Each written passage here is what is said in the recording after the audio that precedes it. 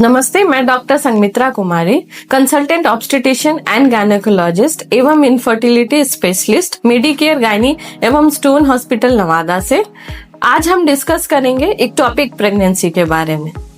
जब pregnancy uterus में न रहकर बच्चेदानी के बाहर, कभी फेलोपियन ट्यूब में, कभी ओवरी में, कभी बच्चेदानी के मुंह सर्विक्स पे या पिछले सिजेरियन स्कार पे या कभी पेट पे जाके, कभी कभी लीवर में जाके ठहर जाता है, तो ऐसे कंडीशन में हम प्रेगनेंसी को इक्टोपिक प्रेगनेंसी कहते हैं। इसके रिस्क फैक्टर्स होते हैं जो महिलाएं पहले से ओरल कॉन्ट्रासेप्टिव पिल्स ले रही हैं, जिन्होंने कॉपर टी लगवा रखा है, जिनका ट्यूब डैमेज हो, और ऐसी महिलाएं जो इनफर्टिलिटी का ट्रीटमेंट ले रही हैं।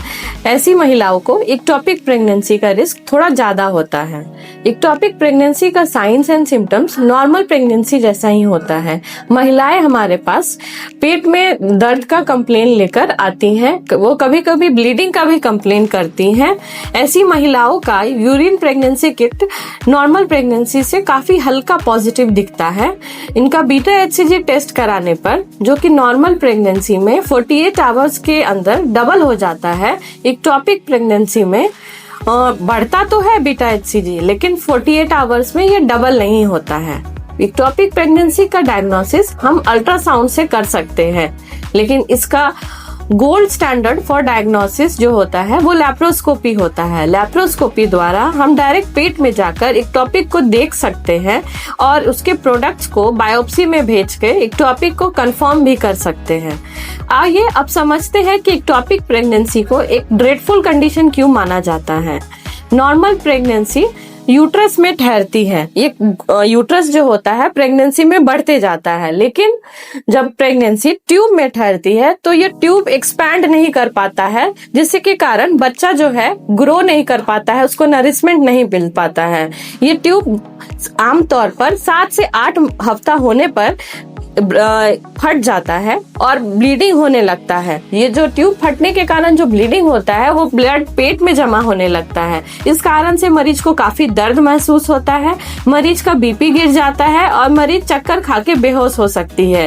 ये एक इमरजेंसी सिचुएशन होता है। ऐसे कंडीशन में हमें इमीडिएट सर्जरी करनी पड़ती है। अगर ट्यूब डैमेज रहता है तो हम ये ट्यूब निकाल देते हैं सर्जरी में, और अगर आप लकी हैं और हम तक समय से पहले पहुंचकर अगर ट्यूब बचा होता है तो हम ये ट्यूब बचा लेते हैं। केवल प्रोडक्ट्स जो ऑफ कंसेप्शन होता है उसको निकाल देते हैं। यहाँ पर मैं ये बात पे जोर देना चाहूंगी कि इक्टोपिक प्रेगनेंसी में आप लैप्रोस्कोपी द्वारा ही सर्जरी कराएं। अगर पेशेंट का बीपी स्टेबल है, पेशेंट का हीमोग्लोबिन ठीक है, तो आप लैप्रोस्कोपी से ही इक्टोपिक का सर्जरी कराएं। आपको इसके लिए पेट में चीरा लेने की आवश्यकता नहीं है। और मैं एक और बात पे आपको क्लियर कर देना चाहती हूँ कि बहुत सारी महिलाएं हमसे इक्टोपिक प्रेगनेंसी में DNC करने का जिद करती रहती हैं, लेकिन मैं ये कहना चाहूंगी कि DNC के जो औजार होते हैं वो वजाइना से लेके केवल बच्चेदानी तक ही जाते हैं। जब प्रेगनेंसी यूट्रस में रहता है तब तो हम DNC करते हैं, वजाइना के थ्रू जाते हैं और यहाँ तक हमारा औजार जाता है, हम जितना प्रोडक्ट ऑफ कंसेप्शन होता है उसको DNC में निकाल देते हैं। लेकिन जब DNC के जो औजार होते हैं बच्चेदानी यानी यूट्रस से बाहर नहीं जाता, तो जब प्रेगनेंसी ट्यूब में हो, ओवरी में हो, तो हम इससे बाहर नहीं जा सकते। ऐसे कंडीशन में हमें सर्जरी ही करनी पड़ती है। लास्ट में मैं यही कहना चाहूंगी कि मैं मेडिकेयर गायनी एवं स्टोन हॉस्पिटल में इक्टोपिक का सर्जरी लैप्रोस्कोपी द्वारा कर रही हूँ। अगर आपको या आपके परिवार में किसी को इक्टोपिक प्रेगनेंसी होता है तो मुझे मेडिकेयर गायनी एवं स्टोन हॉस्पिटल नवादा में संपर्क करें। Thank you.